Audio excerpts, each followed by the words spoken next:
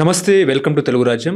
So AP విషయానికి వస్తే ఏపీలో జనసేన ఎమ్మెల్యే రైల్వే కుటుంబానికి సంబంధించిన ఎమ్మెల్యే అరవ శ్రీధర్ గారి విషయంలో రోజుకో వీడియో బయటకు వస్తున్న పరిస్థితి. అటు మహిళ నుంచి అదేవిధంగా ఇటు ఎమ్మెల్యే నుంచి వీడియోలు మాత్రం బయటకు వస్తున్న పరిస్థితి. నిన్న అసెంబ్లీలో ఏదైతే ఒక అసెంబ్లీలో చిత్రీకరించిన వీడియో మాత్రం రిలీజ్ అయిన పరిస్థితి. సో ఇటు అడ్వకేట్ ఆజాద్ గారు కూడా ఆ వ్యక్తిని అంటే ఎవరైతే ఎమ్మెల్యే ఉన్నారో అతన్ని జైల్లో వేయాలని చెప్పేసి కూడా ఇటు మహిళ తరపున వాదిస్తున్న అడ్వకేట్ ఆజాద్ గారు చెప్తున్నారు. మనతో ఉన్నారు, ఆయనతో మాట్లాడదాం అసలు ఏం జరిగింది ఏంటి అని చెప్పేసి. నమస్కారం ఆజాద్ గారు. నమస్తే నందు గారు. ముఖ్యంగా బాగున్నా సార్. ముఖ్యంగా ఈ కేసుని మీరు తీసుకున్నారు కాబట్టి అసలు ఎక్కడ తప్పు జరిగింది ఏంటి, అమ్మాయి వర్షన్ ఏంటి, అసలు ఎమ్మెల్యే గారు ఏం చెప్తా ఉన్నారు, మీకేమనిపించింది ఈ కేసులో, ముఖ్యంగా మీరేం చెప్తారు సార్? ఒకటి ముందు తెలుగు రాజ్యం ప్రేక్షకులందరికీ కూడా, నా అక్క చెల్లెలు అన్నదమ్ములు నా కుటుంబ సభ్యులందరికీ కూడా పేరు పేరున ధన్యవాదాలు ఫస్ట్. ఎందుకంటే మీ అందరికి కూడా ఒకటి ఏంటంటే, మీకు తెలియదేం కాదు, ఆజాద్ అనే వ్యక్తి ఎప్పుడు కూడా ప్రజల కోసం పోరాటం చేసే వ్యక్తి. ఇప్పుడు కాదు, నేను ఉద్యమకారం నుంచి స్టూడెంట్ లీడర్ నుంచి కూడా ఈ రోజు కూడా నేనే నా సొంత ఖర్చులతో ఎక్కడైతే ఏ మహిళకైనా పురుషుడికైనా ఎవరికైనా బడుగు బలహీన జీవులకు అన్యాయం జరిగినప్పుడు ముందుకొచ్చే వ్యక్తిని నేను. మీకు అందరూ చూశారు అవన్నీ. ఈ కేసులో ఏంటంటే పూర్వపరాలు ఏంటంటే, ఫస్ట్ నేను ఈ కేసుని నమ్మలేదండి. మనస్ఫూర్తిగా చెప్తున్నాను మీకు. ఎందుకు నమ్మలేదు అంటే, జనరల్గా ఏంటంటే ఒక అధికారంలో ఉన్నప్పుడు వాళ్ళ మీద రాలేయటం సహజం. అందరూ కూడా మా దగ్గరికి వస్తారు, చాలా కేసులు వస్తాయి. ఇప్పుడు కూడా ఒక ఆయన పెట్టాడు, ఇట్లా పలానా ఎమ్మెల్యే నన్ను మోసం చేశాడు అని చెప్పి. నేనేమన్నాను, అలాగే వస్తుంటారు మా దగ్గరికి చాలామంది. కానీ మేము ఏమంటాం, అది నిజమా కాదా క్రాస్ చెక్ చేయాలి కదా. ఒక అడ్వకేట్గా మనం ఏంటి ఎథిక్స్ పాటించాలి, క్రాస్ చెక్ చేయాలి. క్రాస్ చెక్ చేశాను. అప్పటికి 3 days 4 days నేను అన్నీ చూసుకుంటా ఇది నిజమైన నమ్మిన తర్వాతే నేను కేసు టేకప్ చేయడం జరిగింది. ఒకటి. తర్వాత ఈ కేసులో విషయం ఏంటంటే 100% బాధితురాలకి న్యాయం చేస్తున్నాను. ఈరోజు మీ అందరికీ గుడ్ న్యూస్ చెప్పడం ఏంటంటే, 2 విషయాలు చెప్తాను. ఈరోజు ఇప్పుడే మాకు కాల్ వచ్చింది, నేషనల్ హ్యూమన్ రైట్స్ కమిషన్ వారు మేము వేసిన పిటిషన్ని స్వీకరించడం జరిగింది. దీనిపైన నెక్స్ట్ పూర్వపరాలను కూడా ఇన్వెస్టిగేషన్ కూడా స్టార్ట్ చేయడం జరిగింది. దీనికి సంబంధించి రాష్ట్ర ప్రభుత్వానికి అంటే మన ఆంధ్రప్రదేశ్ రాష్ట్ర ప్రభుత్వానికి నోటీసులు కూడా వెళ్ళటం జరిగింది. అరవ శ్రీధర్కి సంబంధించిన వాళ్ళు ఎవరైతే ఉన్నారో రెస్పాండెంట్స్ అందరికీ కూడా నోటీసులు వెళ్ళటం జరిగింది. శుభపరిణామం అదొకటి. రెండోది, మహిళా కమిషన్లో కూడా మేము ఫిర్యాదు చేసాం. మాకు ఢిల్లీలో ఆఫీస్ ఉంది, అక్కడి నుంచి కూడా ఫిర్యాదు చేయడం జరిగింది. దాని ద్వారా కూడా ఇప్పుడు రేపు నెక్స్ట్ మండే రోజు కూడా ఇంకో నోటీస్కి వెళ్ళే అవకాశాలు ఉన్నాయి. అలాగే ఏదైతే సూపరింటెండెంట్ గారు, హానరబుల్ సూపరింటెండెంట్ ఎస్పీ గారు ఎవరైతే ఉన్నారో ఆయన నుంచి కూడా మాకు నోటీస్ వచ్చింది. దీని మీద మీ యొక్క ఎఫ్ఐఆర్ నమోదు చేయాలి, మీ పూర్వపరాలు పరిశీలించాలి, రైల్వే కోడ్కి రండి, మీ సాక్ష్యాధారాలను పరిశీలిస్తామని చెప్పి చెప్పడం జరిగింది. సో ఈ 3 లీగల్ పరిణామాలు ఈరోజు మేము సాధించిన సక్సెస్ కేవలం 3 daysలోనే. ఒకటి. సో ఇకపోతే ఈ కేసు విషయంలో వచ్చేసరికి అంటే మీకు ఓపెన్గా చెప్తున్నా, మీడియాలో వచ్చిన కథనాలు వేరు, ఇక్కడ జరిగే కథనాలు వేరు. ఎందుకు అంటే ఇక్కడ మేము మళ్ళీ చెప్తాం, మేము ఏ రాజకీయ పార్టీకి ఒత్తాసు కాదు, ఏ రాజకీయ పార్టీ మమ్మల్ని నడిపించట్లేదు, ఏ రాజకీయ పార్టీకి నాకు సపోర్ట్ లేదు, ఆమెకు కూడా లేదు, నాకు లేదు. ఇక్కడ రాజకీయ రంగు అనేది మాకు సంబంధమే లేదు. ఆమె కూడా అదే చెప్తున్నారు. ఒకటి. ఇంకోటి ఏంటంటే మేము ఛాలెంజ్ చేసి చెప్తున్నాం, ఎవరైనా సరే ఇగో నా ఫోన్ తీసుకొని వెళ్ళండి, ఆ ఫోన్ మీకు ఇస్తా, నందు నీకు ఇస్తా, తీసేసుకో, ఇందులో పెద్దగా ఏం లేదు, నాకు కూడా అందరికీ తెలుసు, నీకు చెప్తా, చూసుకో, ఎవరు ఫోన్ చేసి, ఒక జర్నలిస్టుల మిత్రులు, మా క్లయింట్లు, ఫ్యామిలీ మెంబర్స్ తప్ప ఏ నెంబర్ వచ్చినా మీరు చూసుకోండి. ఒకటి. రెండోది, చాలామంది ఏమంటున్నారంటే ఈరోజు ఆమెకి 5 నెలల్లో అబార్షన్ 18 నెలల్లో 5 సార్లు అబార్షన్ ఎట్లా అవుద్దన్నాడు. అబార్షన్ గురించి ఆమె చెప్పలేదు. మనం చెప్పడం ఆ రోజు చెబుదామని నేను ఎక్స్ప్లెయిన్ చేద్దామని మేము కూర్చుంటే, మీరు ఉన్నారు కదా ఆ రోజు ప్రెస్ మీట్లో, కొంతమంది వ్యక్తులు అతి ఉత్సాహం వల్ల అది రసాభాస అయింది. సో దాని మీద లీగల్ యాక్షన్ అనేది మా టీం చూసుకుంటుంది. దానికి మేము మళ్ళీ చెప్తున్నాం, అబార్షన్ వేరు, అబార్టెడ్ వేరు. క్రిస్టల్ క్లియర్గా చెప్తాను, దయచేసి ఈ వీడియో మీరు కట్ వేసుకుని కావాలంటే. అబార్షన్ వేరు. అబార్షన్ అంటే సర్జికల్ ప్రొసెసెస్, దాన్ని అబార్షన్ అంటారు. ఎవరైనా సరే ఒక ఫ్యూటస్ 2 నెలల్లో 3 నెలల్లో 4 నెలల్లో 5 నెలల కడుపులో ఉన్నప్పుడు వద్దనుకున్నప్పుడు తీసేదాన్ని అబార్షన్ అంటారు. మీరు అంటే ఏ డాక్టర్ అయినా మీరు వెళ్ళి ఎంక్వైరీ చేసుకోండి, legal terminology, medical terminology. Aborted అంటే ఆమెకి కనుక ఈరోజు ప్రెగ్నెంట్ కన్ఫైన్ అయినప్పుడు టాబ్లెట్లు ఉంటాయి కదా, ఏదో పిల్స్ ఉంటాయి, అవి వేసుకుంటే దాన్ని ఆటోమేటిక్గా వెళ్ళిపోతుంది వద్దనుకున్నప్పుడు. సో అలా చేసుకున్న కార్యక్రమాలు 18 నెలల్లో తప్ప ఏంటి మీరు అనుకున్నట్టుగా ఎన్నిసార్లు అబార్షన్ చేస్తే మనిషే బతకడు కదా, సింపుల్ లాజిక్ కదా. సో ఆ మెడికల్ టెర్మినాలజీలో చెప్పడంలో మిస్ అవుతుంది. అది నేను ఒక డాక్టర్ గారి చేత మాట్లాడించిన తర్వాత ఆయన పదాలు చెప్పాడు, అమ్మ అబార్షన్ అని అనకూడదు, అబార్టెడ్ అనాలి అని చెప్పారు. సో కామన్గా మనకు తెలియదు కదా అలా. సో ఈ విధంగా ఒక మైనస్ పాయింట్ మనకు జరగడం జరిగింది. రెండోది, మేము అదే చెప్తున్నాం, ఇప్పుడు జరిగిన వీడియోలు ఏవైతే ఉన్నాయో ఇవన్నీ కూడా మేము రెడీగా ఉన్నాం. మీరు మొన్న కూడా నేను ఒక ఛానల్లో చెప్పా, మీరు రండి, ఛానల్ ప్రతినిధి, ఒక్కొక్క ఛానల్ నుంచి ఒక ప్రతినిధిని పంపించండి. మీ అందరి సమక్షంలో ఆ డివైస్ కానీ ఆమె తీసిన వీడియోస్ కానీ మీ అందరి సమక్షంలో నేను CCMB కానీ లేకపోతే ఫోరెన్సిక్ ల్యాబొరేటరీ కానీ మీ అందరి సమక్షంలో ఇస్తాను. ఓకే, ఏంటి డబ్బులు మేము కడతాం, మీరే సర్టిఫికేట్ తీసుకోండి, అది ఒరిజినల్ కాదని వాళ్ళు చెప్తారు. అవి కనుక ఒరిజినల్ కావు అంటే మీరు వేసే శిక్షకని మేము రెడీగా ఉన్నాం, ఎలాంటి శిక్షకైనా మేము సిద్ధంగా ఉన్నాం లా ప్రకారం. నేను చెప్తున్నాను ఒకటి. రెండో పాయింట్ ఏంటంటే మీకు ఇది క్రిస్టల్ క్లియర్గా అందరికీ తెలియచేయండి. ఇక్కడ మహిళ హనీ ట్రాప్ చేసింది అంటున్నారు. మీకు తెలుసా హనీ ట్రాప్ అంటే చాలామందికి అసలు ఆ పదం తెలుసా? హనీ ట్రాప్ అనేది 1.5 year లేకపోతే 18 నెలలు 16 నెలలు హనీ ట్రాప్ అనేది ఎక్కడ ఉండదు. హనీ ట్రాప్ అంటే ఒక రోజులోనో 2 రోజుల్లోనో ఒక 1 monthలో హనీ ట్రాప్ ఉంటుంది.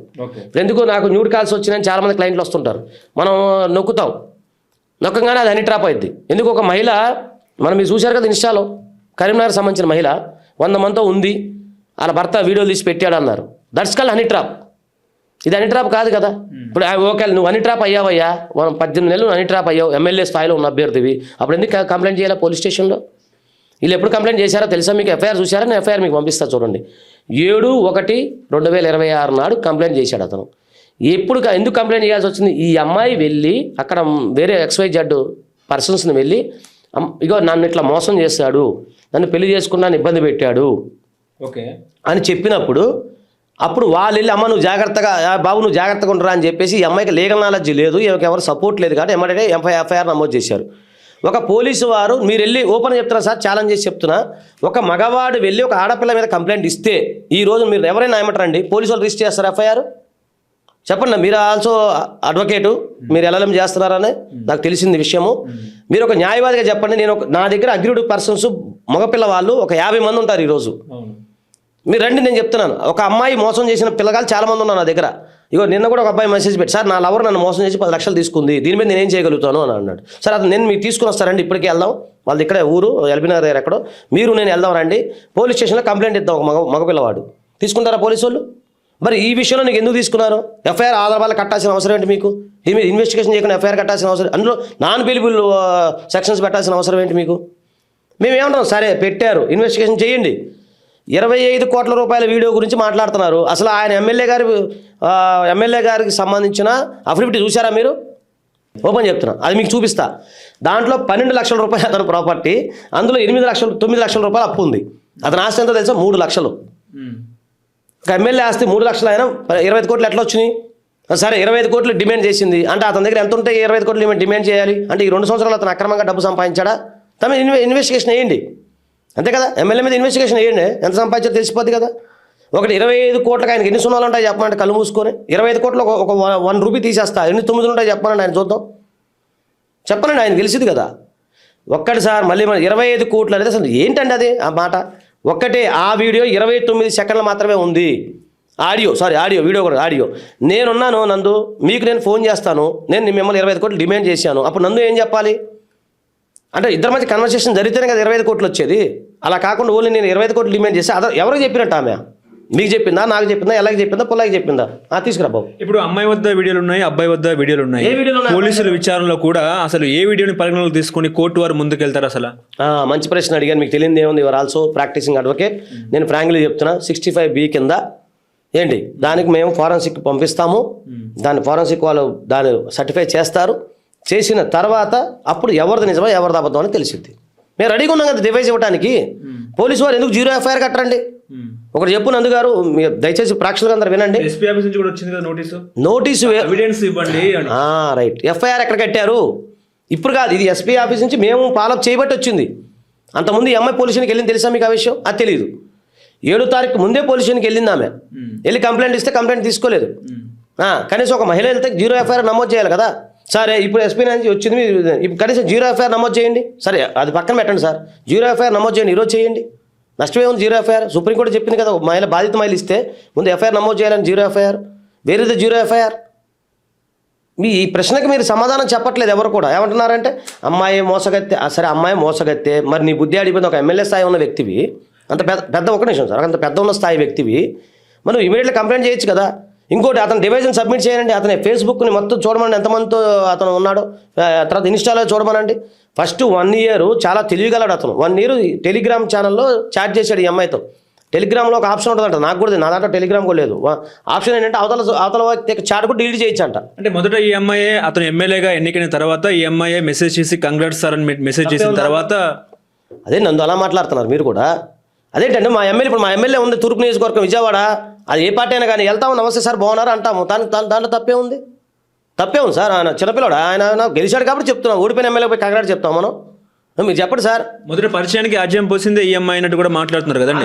వాట్సాప్ చాట్ ఫేస్బుక్ చాట్ తెప్పిస్తున్నాగా, మేము పెడతాం కదా రేపు. అది మీకు ఇవ్వకూడదు, కోర్టులో సబ్మిట్ చేస్తున్నాం కదా, కోర్టులో సబ్మిట్ చేస్తున్నాం. అదేంటి సార్ నాకు అర్థం కావట్లా, కాకినాడ చెట్లు తప్ప సార్? ప్రపంచంలో నేరమా సార్ ఘోరమా? మీరు చెప్పండి. ఇప్పుడు మీరున్నారు మంచి సాధించారా తమ్ముడు కాంగ్రెస్ అని చెప్తాం, దానికి తప్పే ఉంది సార్. అంటే అబ్బాయిల అబ్బాయిలు చెప్పకూడదు, మీరు ఒక అమ్మాయి ఒక ఎమ్మెల్యేకి ఊరుకోండి సార్. అమ్మాయి అబ్బాయి ఎందుకు చెప్పకూడదు సార్? అమ్మాయి అనా వేరే ఏమన్నా? అది ఎట్లా చెప్తున్నారు సార్? ఇప్పుడు ఒక నిమిషం, ఆయన ఎమ్మెల్యే అంటే మన నియోజకవర్గానికి రిప్రజెంటివ్, అమ్మాయి అయినా కానీ అబ్బాయి అయినా కానీ అక్కడ ఒక ఎమ్మెల్యే పదవికి రెస్పెక్ట్ ఇచ్చింది ఆమె. తప్పని కాంగ్రెస్ చెప్తే తప్పేంటంటే ఒక ఎమ్మెల్యే కాంగ్రెస్ చెప్పడం తప్పు. నాకు చిత్రంగా ఉంది. పరిచయం కాస్త స్నేహంగా మారి, స్నేహం కాస్త ప్రేమగా మారి, ప్రేమగా ఆ తర్వాత ఐ లవ్ యూగా మారింది అన్నట్టు కూడా ఒక చర్చ నడుస్తా ఉంది. ఈఎంఐ ఐ లవ్ యూ అన్నట్టు కూడా మెసేజ్ చేసినట్టు. అది ఇప్పుడు ఐ లవ్ యూ చెప్పాలా? మొన్న అదే గొడవ అయింది ఇక్కడ. అవును, మీరున్నారు కదా. అవును, అది కాదు ఐ లవ్ యూ చెప్పింది రీసెంట్గా చెప్పింది. అది రీసెంట్గా చెప్పింది. ఫస్ట్ 1 year టెలిగ్రామ్లో చాట్ చేశారు, అప్పుడు ఏం చెప్పలేదు ఆమె. మొన్న రీసెంట్గా అతను పెళ్లికి ఒప్పుకున్న తర్వాత ఐ లవ్ యూ పరస్పరంగా ఐ లవ్ యూ చెప్పారు. సార్ ఒక ప్రశ్న అడుగుతా సార్, ఒక అమ్మాయి ఒక అబ్బాయికి ఐ లవ్ యూ చెప్తే అత్యాచారం చేయమని ఉందా చట్టంలో? ఏమన్నా? ఏ చట్టంలో లేదు సార్, ఏ చట్టంలో లేదు. కాకపోతే తన మొదటి భర్తకు డివోర్స్ ఇవ్వకుండా ఈ అబ్బాయితో ఏ రకంగా కలిసిమెలిసి తిరగడం అనేది కూడా చర్చ కదా సార్.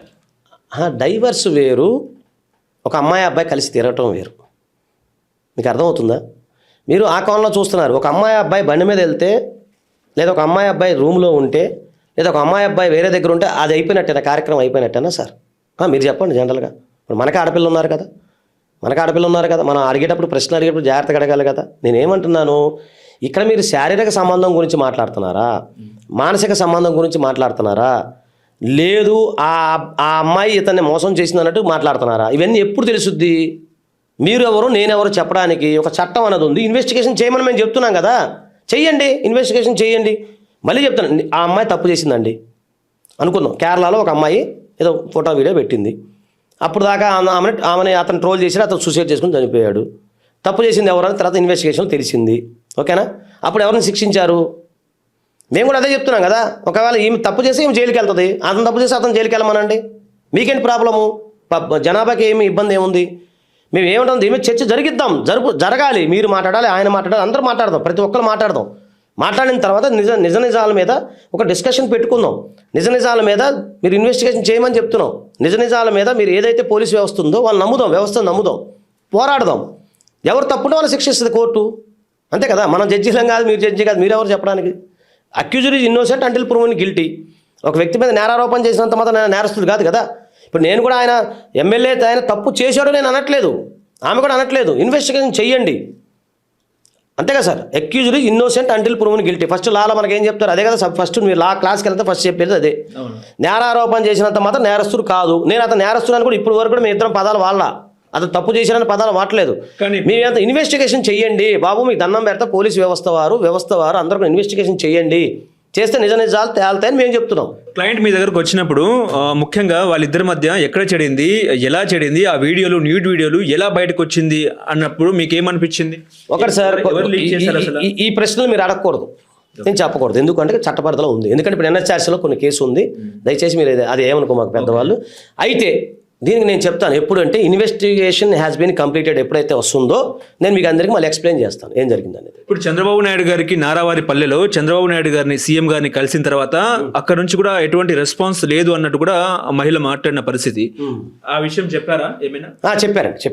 అందుకనే నా దగ్గరికి వచ్చింది ఆమె. సార్ ఇప్పుడు ఎక్కడ రైల్వే కోడూరు, ఎక్కడ హైదరాబాదు, లేదా ఎక్కడ విజయవాడ, ఆమె ఎంతమంది లాయర్లు, ఆమె షీఈ్ బ్యూరోక్రాట్. అదే నేను అదే చెప్తున్నా కదా. ఆమె ఒక ఎంప్లాయీ ఉన్నప్పుడు ఎంతమంది వాళ్ళ నాన్నగారు ఎండీలో చేశారు, ఎంతమంది సర్కిల్ ఉంది వాళ్ళకి, ఎంతమంది న్యాయవాదులు లేరు. మరి ఇక్కడ ఎందుకు వచ్చింది మన కోసం అంటే ఒక న్యాయం చేస్తాడు ఆజాద్ అంటే రిలయబుల్, ఒక ఆనెస్ట్ అనేది మన దగ్గరికి వచ్చారు. మళ్ళీ చెప్తున్నా, నా క్లయింట్ని రక్షించుకున్నాక నా ప్రయత్నం నేను చేస్తాను. ఇది నా వృత్తి ధర్మం, నేను నల్ల కొట్టేసడం నా వృత్తి ధర్మం. అది ఏం డిసైడ్ అవుద్దా అనేది కోర్టు వారు నిర్ణయం తీసుకుంటారు.